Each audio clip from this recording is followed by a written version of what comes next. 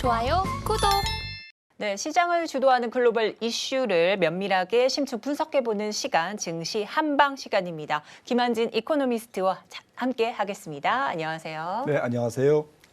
네, 오늘 김한진 박사님과 증시 한방 코너를 통해서 이 투자의 방향 수립과 또 최근 시장의 한방을 가격할 이 키워드 화면으로 만나보도록 하겠습니다. 네, 로 랜딩 가능성에 대해서 여러 이야기가 나오고 있습니다. 연착륙도 아니고 견착륙도 아닌 로 랜딩 시나리오 가능성이 대두되고 있는 상황 속에서 현재 어떤 흐름 이어갈지 오늘 박사님과 이야기 나눠보도록 하겠고요. 또 금리 인상이냐 동결이나 설왕설래가 오고 가는 가운데 과연 어느 쪽에 힘이 실릴 수 있을지 귀추가 주목되는 상황입니다. 또한 이 중국발 글로벌 이슈 등 여러 반등 모멘텀이 좀 제시되고 있는 분위기죠. 반도체주의 이 반등 가능성 과연 있을지 오늘 박사님과 자세하게 이야기 나눠보도록 하겠습니다. 네, 지난주 이 미 소비자 물가에 이어서 생산자 물가 지수까지 발표가 됐습니다. 그 이후에 인플레 우려감이 재점화되고 있는 상황인데요. 이 소비자 물가 지수 지난달 하락을 했다가 다시 좀 상승을 전환했죠. 지난주 발표된 주요 경제 지표에 대해서 오늘 박사님께 한번 질문 드려보도록 하겠습니다. 이 경제 지표들 어떻게 바라보셨는지 궁금한데요. 좀 여쭤봐도 될까요? 네, 미국 경제 지표는 뭐 펄펄 끓고 있습니다. 네. 네, 말씀하셨듯이 물가가 잘 안 떨어지고 있고요. 좀 두 가지죠. 떨어지기는 하는 추세인데 추세는 떨어지는데 최근 들어서 좀 밋밋해지고 있다. 숫자로 말씀드리면 사실 전월비로 지난 작년 10월에 0.5%가 올랐거든요. 미국 소비자 물가가 0.5%, 0.2%, 작년 12월에는 마이너스 0.1. 를 찍었는데 1월 달에는 플러스 0.5가 이제 다시 그러니까 되돌리는 그런 양상이 나왔습니다. 그래서 물가가 이렇게 잡혀가다가 이건 아닌 것 같다. 다시 또 올라가는 그런 추세였기 때문에 시장이 긴장할 수밖에 없었고요. 또 고용 지표는 지금 51만 7천 명이 신규 일자리가 1월에 찍히면서 너무 뜨겁다. 뜨거워도 너무 뜨겁다. 그리고 임금 상승률도 조금 떨어지긴 했지만 여전히 인플레를 안정시키기에는 좀 한계가 있는 계속 강한 고용 지표가 지금 계속 연출되고 있습니다. 정리해서 말씀드리면 여전히 험난한 물가 경로가 남아 있다. 물가는 떨어지지만 파월 의장이 얘기했듯이 디스인플레이션은 맞다. 하지만 그 경로는 아직도 올해 조금 더 우리가 울퉁불퉁한 경로를 갈 수 있다라는 것이고 그렇다면은 실제로 이제 통화 정책 긴축도 조금 더 금리를 올릴 가능성. 그러니까 3월에 이어서 5월 3일 심지어는 6월까지도 베이비 스텝을 계속 밟아 나갈 가능성. 그리고 당연히 이제 최종 금리가 올라가다 보면 시장 금리가 조금 높게 고공이 형성되겠죠. 그러면서 우리가 기대했던 뭐 11월, 12월 정도의 피봇 연준의 금리 인하 가능성은 사실상 올해는 어려운 그런 분위기로 지금 전개되면서 1월 달에 주가가 올랐기 때문에 이런 매크로 지표들이 조금 시장을 옥죄이는 분위기라고 정리할 수 있겠습니다. 네. 이 강한 고용 지표에 이 소비 지표까지도 여전히 좀 우려감을 가중하고 있는 상황이다 말씀해 주셨는데 이 인플레이션 둔화세 조금 좀 들어가고 있다라고 이 연준 의장은 말은 했지만 그 기간은 좀 더 오래 지속될 수 있겠다 이런 말을 조금 한 것 같습니다. 자, 그래서 이 연준 의장 발언과 또 동시에 연준의 대표 매파적 인사입니다. 제임스 블러드 총재까지도 고강도 긴축 필요성을 좀 강조하고 있는데요. 이 3월에 0.5% 금리 인상을 지지하겠다라는 언급과 함께 최대한 빨리 기준금리를 좀 올려야 한다라고까지 발언을 했습니다. 최근 시장은 이 3월 회의에서는 이 베이비 스텝을 좀 예상했던 상황이었는데 이 지금 이 블러드 총재의 이런 언급과 또 여러 가지 상황 속에 이렇게 새로운 변수가 생길 가능성이 조금 있을지 이런 우려감도 있는데 어떻게 보실까요? 네, 결론부터 말씀드리면 50bp 3월 달에 올리는 것은 뭐 조금 과도한 예측이 아닌가 이렇게 생각을 하고 있고요. 왜냐하면 작년에 75bp, 50bp 그리고 25bp 이렇게 그 수위를 인상폭을 계속 낮춰왔지 않습니까? 그런 상태에서 다시 50bp로 돌아가기에는 아직은 좀 성급한. 물론 이제 2월 달, 3월 달 지표가 계속 높은 쪽으로 서프라이즈가 나오면 연준을 압박하겠지만 지금까지는 뭐 25bp 가능성이 일단 3월 뭐 22일 그 3월달 FOMC에서는 25bp 인상이 좀 유력하고요. 그리고 뭐 토마스 바킨 리치먼드 총재도 사실 25bp를 지지한다라고 얘기했지만 제 생각에는 많은 연준 인사들이 조금 베이비 스텝을 더 선호하지 않을까 이렇게 좀 추정하고 있고요. 문제는 이제 5월 3일 FOMC죠. 4월은 없고 6주 만에 있으니까 이제 5월 3일 FOMC가 중요한데 5월 3일 FOMC까지는 두 번의 고용 지표와 두 번의 소비자 물가 지표가 이제 나올 예정입니다. 그래서 연준도 모르겠다. 너도 모르고 나도 모른다라는 것이고요. 파월 의장이 뭐 데이터 디펜던트로 뭐 아직 갈 길은 멀다. 하지만 뭐 데이터에 의존하겠다고 했으니 시장은 뭐 지금 컨센서스가 5월달 25bp도 거의 유력시하고 심지어는 6월 14일 FOMC에서도 마지막 금리 인상이 6월 14일 날 25bp를 찍히지 않을까. 이러면 연준의 최종 기준금리가 5.5%가 되거든요. 그러면 당초에 예상했던 것보다 50bp가 높은 그런 최종금리가 형성될 가능성이 지금 점점 더 높아지는 것은 사실이지만 3월 달은 일단 25bp로 넘어갈 가능성이 높습니다. 네. 자, 이제 50bp 금리 인상은 지금으로선 조금 다소 성급한 상황이다 이런 의견이신 것 같고 따라서 시장의 예상대로 베이비 스텝이 좀 유력하다 이렇게 좀 덧붙여 주셨습니다. 자, 아무래도 5월에 FOMC가 더 중요한 상황 속에서 그때까지의 지표들의 결과 좀 예의주시해야 되겠다 이런 말씀해 주셨는데 한편 이제 매파 인사 발언을 앞서 좀 짚어봤는데 또 이제 연준 대표 비둘기파죠. 브레이너드 연준 부의장의 행보에 좀 변화가 생긴 것 같습니다. 이 바이든 대통령이 연준 2인자를 국가경제위원회 위원장으로 임명을 하면서 이 경제팀 재정비에 조금 나서면서 최근 바이든 정부와 연준의 갈등이 좀 심화된 것 같은데요. 앞으로 이들의 대립각이 더 벌어질지도 궁금하고요. 또 현재 연준 2인자로 비둘기파인 굴즈비 시카고 연은 총재가 좀 유력시되고 있지 않습니까? 이런 상황 속에서 연준 행보의 급격한 변화 가능성은 좀 없다고 봐도 될까요? 네, 지금 애매하죠. 네. 사실은 연준 인사들의 성향은 살짝 뭐 조금 왔다 갔다 합니다. 근데 사실 1960년부터 뭐 이제까지 연준 인사들의 성향을 분석한 자료를 보니까 네네. 의외로 매파가 조금 더 우세했습니다. 지금은 조금 비둘기가 좀 우세하죠. 네네. 그리고 한 25% 정도는 항상 박쥐파거든요. 그러니까 좀 왔다 갔다. 네네. 데이터에 따라서 뭐 좋게 표현하자면 유연한 네. 그런 스탠스의 인사들이 또 많은 것 같고요. 지금도 아마 조금 팽팽한 어쨌든 그런 대결이라기보다는 어쨌든 팽팽한 그러한 의견 가운데 살짝 데이터에 의존해서 결정하겠다라는 의원들이 한 두세 명 정도는 있지 않을까. 라서 사실 2월달, 3월달 경제 지표, 물가 지표가 굉장히 중요할 것 같습니다. 그러니까 3월과 4월에 나오는 물가 지표가 굉장히 중요할 것 같고요. 하지만 뭐 지금 말씀하셨던 브레이너드 의장이 이제 대표적인 비둘기인데 이제 NEC 의장으로 이제 가면서 지금 연준 인사들이 조금 성향이 조금 더 이제 매파 쪽으로 기우는 거 아닌가 이런 이제 조금 불안한 감이 있는데 제일 중요한 거는 파월 의장이죠. 사실 의장이 뭐 모든 걸 결정하는 건 아니지만 그날 통화정책 회의를 주도하고 의제를 일단 테이블에 올리는 것은 의장의 역할이거든요. 그러다고 보면 아무래도 역대 FOMC의 의장의 성향에 연준 위원들은 대다수 약간 쫓아가는 성향이 있기 때문에 파월 의장 자체가 비둘기 이미 지금 밝혀졌기 때문에 너무 그 부분을 걱정하지 않으셔도 될 것 같습니다. 네. 그렇습니다. 이제 연준 인사들의 이렇게 입장들이 좀 팽팽한 가운데서 아무래도 이끌고 있는 의장의 성격에 더욱더 좀 힘이 실리지 않을까 이런 말씀까지 해주셨는데요.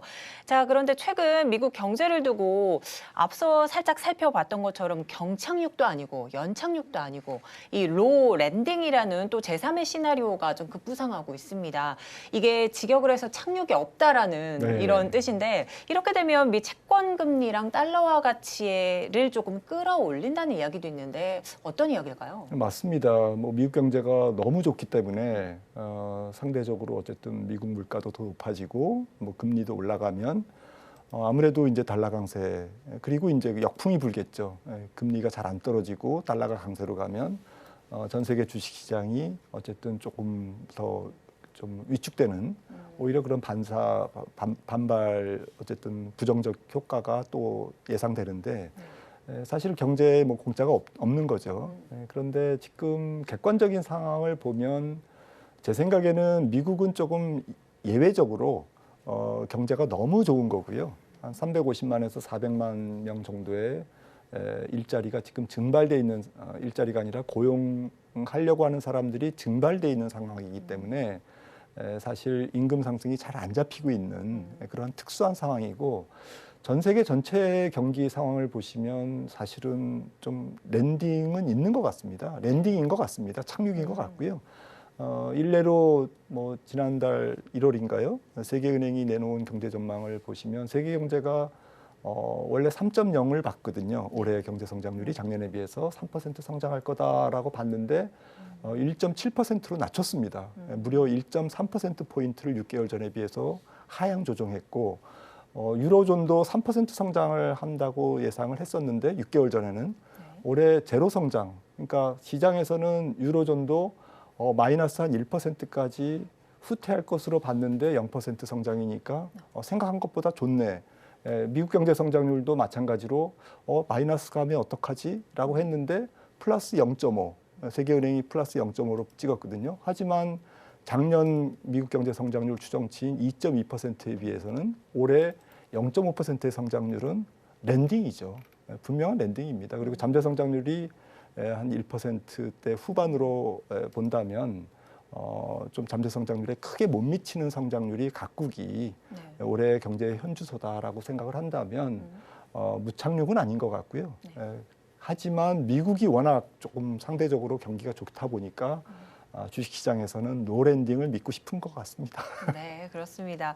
자, 이제 무착륙은 아닐 것 같다 이런 의견 주셨습니다. 그러니까 노 랜딩, 새로운 제3의 시나리오보다는 그래도 착륙은 할 것 같다. 그래서 경착륙일지 연착륙일지는 좀 뚜껑은 열어봐야 알겠죠. 네, 그래도 연착륙에 가까울 것 같습니다. 특히나 미국은 연착륙이 거의 유력시되고 있고 그래서 이런 부분은 위험자산 시장, 주식 시장에 굉장히 도움을 줄 것 같습니다. 네, 그렇습니다. 연착륙에 조금 더 무게를 실어주신 박사님입니다. 자, 이제 고물가와 함께 성장세를 좀 이어가는 이 로 랜딩, 로 랜딩은 없다 이렇게 박사님 말씀해 주셨는데 하지만 이 로 랜딩 시나리오가 대두가 되면서 이에 따른 강세장 진입 가능성도 좀 점쳐지고 있는데요.